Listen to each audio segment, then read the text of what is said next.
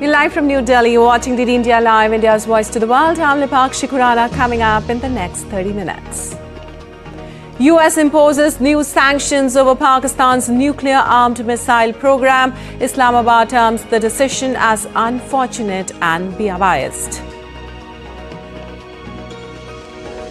In India's Mumbai, 13 dead, 99 rescued after Navy boat collides with ferry off its coast. Prime Minister announces rupees 2 lakhs ex gratia for victims.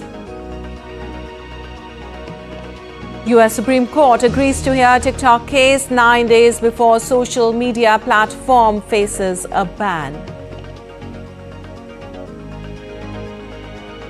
US Federal Reserve makes third consecutive rate cut despite inflation risk. Chief Powell says significantly closer to end of easing cycle. Dow plunges by more than 1,100 points.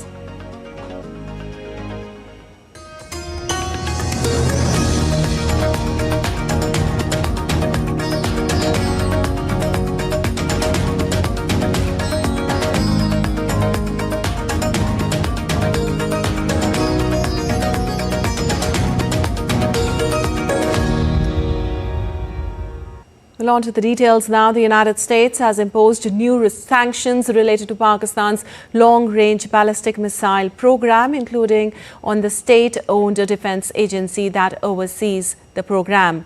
State Department spokesperson Matthew Miller in a statement said that the measure slapped on the National Development Complex in 3 firms were imposed under an executive order that targets proliferators of weapons of mass destruction and their means of delivery. The sanctions are part of ongoing US efforts to curb the spread of missile technology and prevent further escalation of the global proliferation threat. As a result of these sanctions, the entities involved will face financial and trade restrictions, including being cut off from US markets and resources. The US government has stated that these measures are necessary to address the growing risk associated with the development of long-range ballistic missiles in Pakistan. And updates on the Ukraine-Russia conflict now. Ukrainian President Volodymyr Zelensky on Wednesday met with his French counterpart Emmanuel Macron in Brussels on the sidelines of a European Union Western Balkan summit. During their meet, both the leaders discussed on possible deployment of French troops in Ukraine as a means to help achieve a stable peace. The meeting comes at a crucial time as Ukraine urges its allies to strengthen support both on the battlefield and diplomatically before any potential talks with Russia. Taking to X, Zelensky said that Ukraine and France share a common vision that is reliable guarantees are essential for a peace that can truly be achieved. He further said that Kyiv is working on President Macron's initiative regarding the presence of forces in Ukraine that could contribute to stabilizing the path to peace.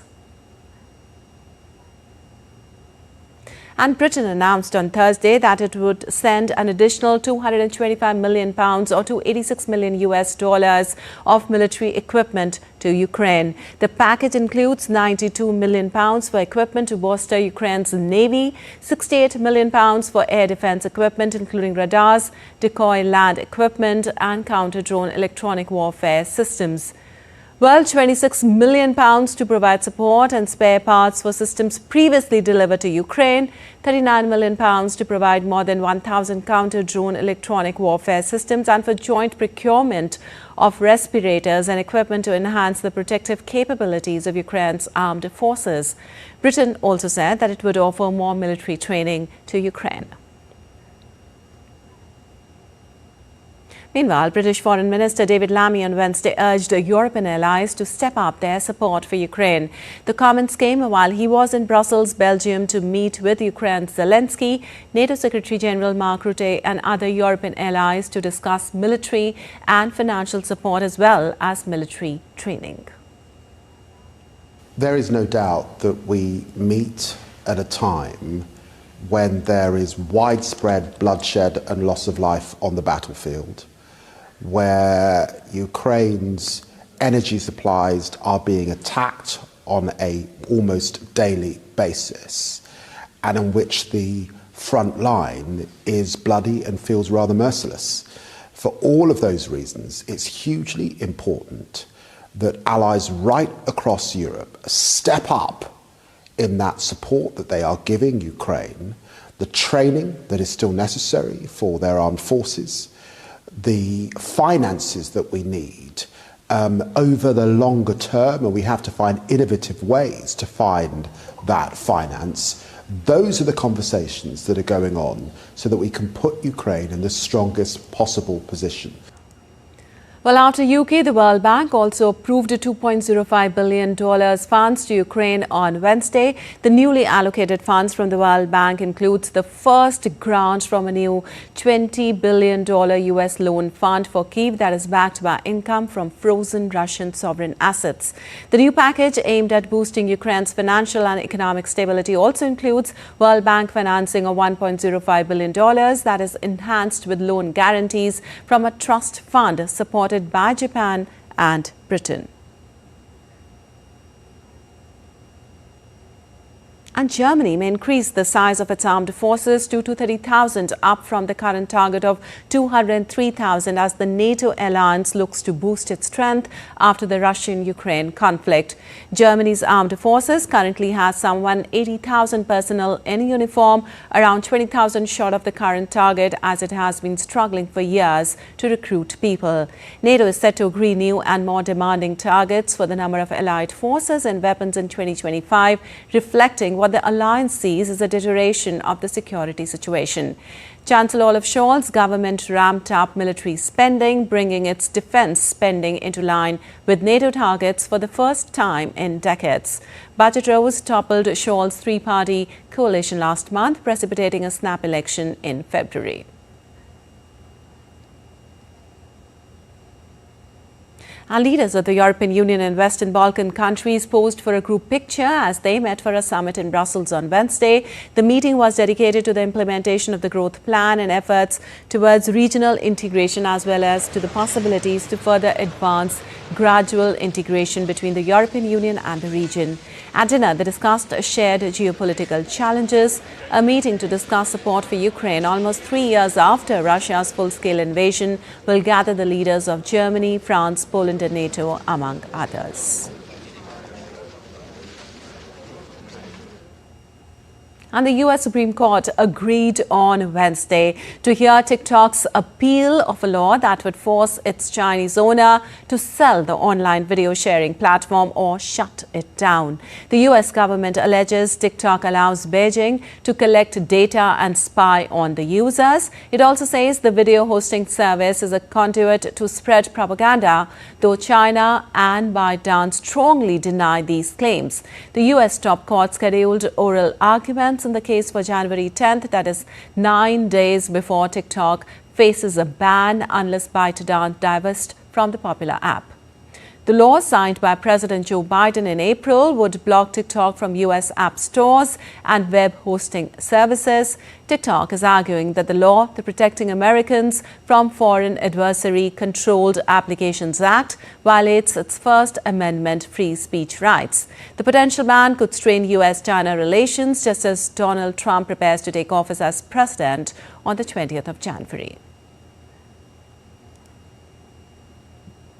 And updates from Syria now. The UN envoy to Syria called on Wednesday for free and fair elections after the ouster of President Bashar al-Assad and expressed hope for a political solution for Kurdish-held areas.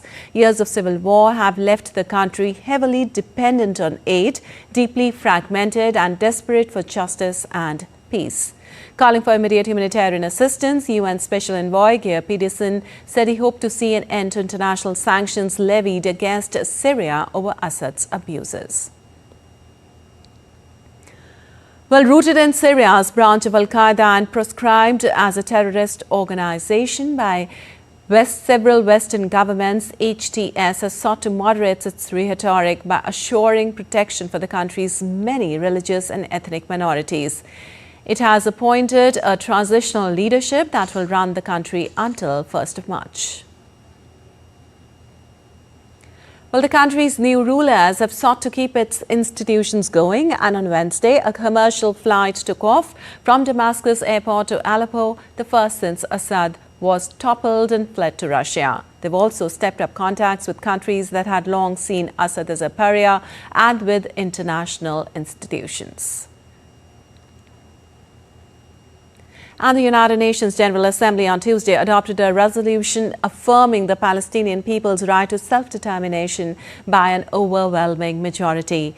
A total of 172 countries voted in favor of the resolution, while 7 countries opposed it.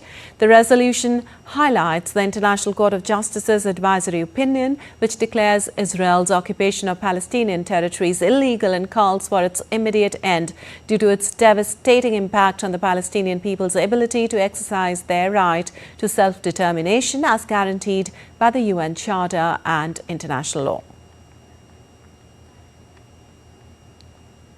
Meanwhile, Turkish President Tayyip Erdogan said on Wednesday that Turkey and Lebanon agreed to act together to ensure stability in Syria as the country's 2 significant neighbors. Speaking at a press conference with Lebanese caretaker Prime Minister Najib Mikati, Erdogan also said Lebanon's security as well as a lasting peace in Gaza are key to stability in the region. He also said Israel needs to end its presence on Syrian territories, while Mikati said Lebanon was suffering greatly due to Israel's continuing attacks. And Cyclone Chido has killed 13 people in Malawi after devastating France's Mayotte archipelago and hitting Mozambique. France declared exceptional natural disaster measures for Mayotte to ensure faster and more effective management of the crisis. Rescuers raced on Wednesday to find survivors in the ruins of shanty towns while also unblocking roads and clearing rubble. Bulldozers were clearing the heliport of the island's only hospital as residents were busy repairing their metal sheet huts. Health services across Mayotte are in tatters, while power and mobile phone services have been knocked out. The airport is closed to civilian flights, while the question of how to ensure supplies of drinking water has caused mounting concern. French President Emmanuel Macron will be in Mayotte on Thursday. As located near Madagascar off the coast of southeastern Africa, Mayotte is France's poorest region. Cyclone Chido was the latest in a string of storms worldwide, fueled by climate change. And after hitting Mayotte, Cyclone Chido made landfall in Mozambique, claiming at least 45 lives, injuring 500 people and destroying more than 20,000 homes. Residents started picking up the pieces on Wednesday after their homes were destroyed in Storm Chido over the weekend. 8 agencies are assisting survivors, often struggling with communications for their operations as power and connectivity cuts persist. According to Nicholas Wasuna, UNICEF Chief Field Officer in Pemba, more than 90% of homes here were damaged or destroyed in the cyclone. We have had an issue of power, of internet, and these are critical to support the response, especially in coordination and being able to really drive the response forward. But we've worked without it, and as you can see now, we're heading to the initial response. But you can see the devastation that Cyclone Chido created, especially for these very vulnerable families here.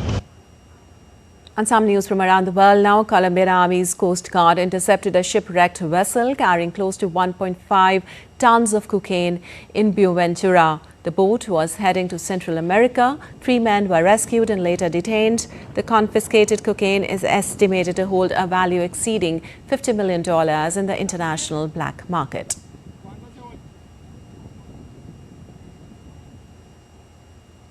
The world's oldest complete 10 Commandments tablet sold at auction in New York City on Wednesday for $5.04 million.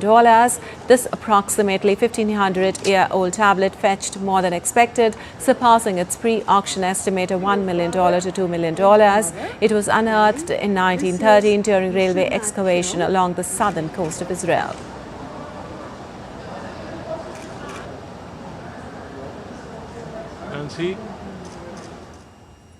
And still to come in this edition of DD India Live. India and China hold positive discussions on border issues. UN chief welcomes it, saying settling international disputes through bilateral efforts should be saluted. In football, Real Madrid wins FIFA Intercontinental Cup, breeze past Pachuca 3-0 in the title clash in Qatar.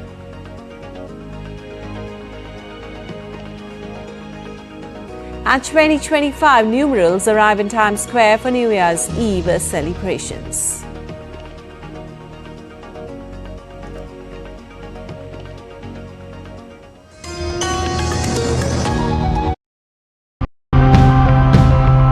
Pollution of all types across the globe is a huge problem. But what is the solution to this? Does it require individual efforts, community action, or state interference? Let's take a look at some of the possibilities, challenges and opportunities. They have to segregate their waste, manage their organic waste within their premises as far as possible. They have to hand over the rest of the waste, the residual waste, to the authorized waste collector. When the local administration saw what I had done, it decided to build the drainage system you see here, connecting the whole area to it. Trees are our lifesavers. They give us oxygen, and it's unfair to harm them by hammering iron nails into them just for the sake of ads.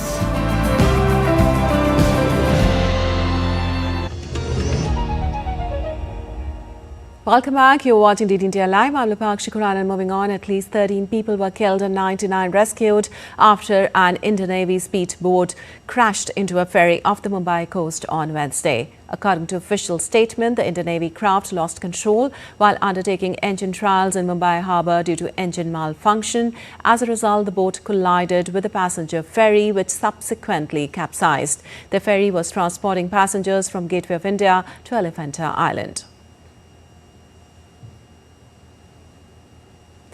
The deceased include a naval officer and 2 people from the original equipment manufacturer on board the naval craft. An inquiry has been initiated to determine the exact cause of the incident. Prime Minister Narendra Modi expressed grief over the mishap. In a tweet, he said, and I quote, "Condolences to the bereaved families. I pray that the injured recover soon. Those affected are being assisted by the authorities. An ex gratia of ₹2 lakh from PMNRF for the next of kin of each deceased in the boat mishap in Mumbai. The injured would be given ₹50,000. Defence Minister Rajnath Singh too expressed condolences, saying, and I quote, "Deeply saddened by the loss of precious lives in the collision between passenger ferry and Indian Navy craft in Mumbai harbour. Injured personnel, including naval personnel and civilians from both vessels, are receiving urgent medical care," unquote. And India and China held high-level talks on Wednesday to address their long-standing border dispute and mend frozen ties after years of tension. In a rare meeting in Beijing on 18 December 2024, special representatives from both nations, India's National Security Advisor Ajit Doval and Chinese Foreign Minister Wang Yi, turned a new page in their strained relationship. The discussions hovered around potential consequences for regional stability and global diplomacy. This was 23rd meeting of special representatives of both the sides. The special representatives met in accordance with the decision taken during the recent meeting between Prime Minister Modi and President Xi Jinping in Kazan. The special representatives reiterated the importance of maintaining a political perspective of the overall bilateral relationship while seeking a fair, reasonable and mutually acceptable framework for settlement of the boundary question, and resolved to inject more vitality into this process. This was the first meeting of the SRs since frictions had emerged in the western sector of the India-China border areas in 2020. The SRs positively affirmed the implementation of the latest disengagement agreement of October 2024, resulting in patrolling and grazing in relevant areas. Both special representatives underlined the importance of maintaining peace and tranquility in the border areas to promote overall development of the India-China bilateral relationship. They emphasized the need to ensure peaceful conditions on the ground so that issues on the border do not hold back the normal development of bilateral relations. Drawing on the learnings from the events of 2020, they discussed various measures to maintain peace and tranquility on the border and advance effective border management. They decided to use, coordinate and guide the relevant diplomatic and military mechanisms towards this purpose. The special representatives exchanged views on bilateral, regional and global issues of mutual interest. They provided positive directions for cross-border cooperation and exchanges, including resumption of the Kailash Mansarovar Yatra, data sharing on cross-border rivers and border trade. They agreed on the salience of stable, predictable and amicable India-China relations for regional and global peace and prosperity.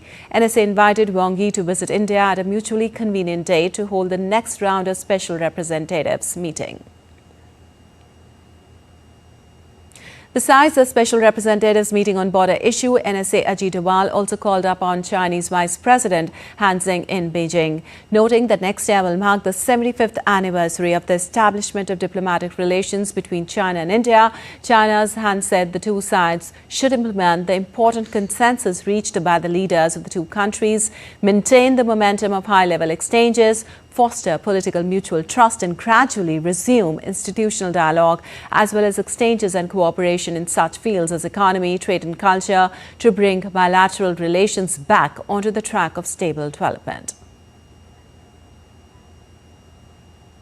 While UN Secretary-General Antonio Guterres has welcomed the latest agreement between India and China to improve relations between them and take positive steps on border issues. His spokesperson, Stephen Dujarric, said on Wednesday that United Nations welcomed the positive result of this effort, a very important bilateral diplomacy. He added that settling international disputes through bilateral efforts should be saluted. And on to some business news now. The U.S. Central Bank has cut interest rates by 25 basis points for a third time, despite concerns that the move will deliver a boost to the economy that risks inflation. The Fed cut rates by 25 basis points to the 4.25% to 4.50% range, and its summary of economic projections indicated it will make rate cuts totaling a half percentage point by the end of 2025. The Fed's 19 policymakers projected that they will cut their benchmark rate by a quarter point just twice in 2025, down from their previous estimate in September of 4 rate cuts. U.S. central bankers now project they will make just 2/4 percentage point rate reductions by the end of 2025. That is half a percentage point less in policy easing next year than officials anticipated as of September. U.S. Federal Reserve Chair Jerome Powell highlighted a cautious outlook at his post-meeting news conference after the rate cut. While the U.S. stocks plunged on Wednesday, erasing earlier gains after the Federal Reserve cut interest rates and the central bank's economic projections signaled a slower pace of cuts next year. The Dow and S&P saw their biggest one-day percentage decline since August 5th, and the Nasdaq saw its biggest daily decline since July 24th. The Dow suffered its 10th straight session of declines to mark its longest daily streak of losses since an 11-session skid in October 1974. The S&P 500 lost 178.45 points, while the Nasdaq Composite lost 716.37 points. The Dow Jones Industrial Average fell 1,123.03 points. Despite the recent declines, the Dow is up nearly 15% of the year, while the S&P has rallied about 26% and the Nasdaq has shot up almost 33%. However, investors are also wary that some of Trump's expected policies, such as tariffs, could rekindle higher inflation. And on to some sports news now. In soccer, Spanish club Real Madrid won the Intercontinental Cup after beating Mexico's Pachuca 3-0 in the title clash on Wednesday. For Real, Kylian Mbappe, Rodrigo and Vinicius Jr. registered in score sheet. It was a largely one-sided contest at the Lusail Stadium in Qatar, with Real doing just enough and never looking likely to cede control despite allowing their opponents to threaten occasionally from counter-attacks. With this title, Madrid coach Ancelotti became the manager with the most titles in the club's history, with a total of 15 trophies. And in women's cricket, India will take on West Indies in the third and final T20 in the 3-match series in Navi Mumbai on Thursday. With the series tied at 1-1, the third match is the virtual decider, with India hoping to make amends at home after the recent disappointment of losing an ODI series in Australia. India won the opening encounter by 49 runs. However, West Indies bounced back in the second match, defeating the host by 9 wickets. And preparations for New Year's celebrations is underway as 13 days before New Year's Eve, the giant 7-foot-tall numerals for the year of 2025 arrived in Times Square on Tuesday. The sign will be installed atop One Times Square to illuminate at midnight on New Year's Eve. The 4 numerals will use a total of 620 energy-efficient LED bulbs.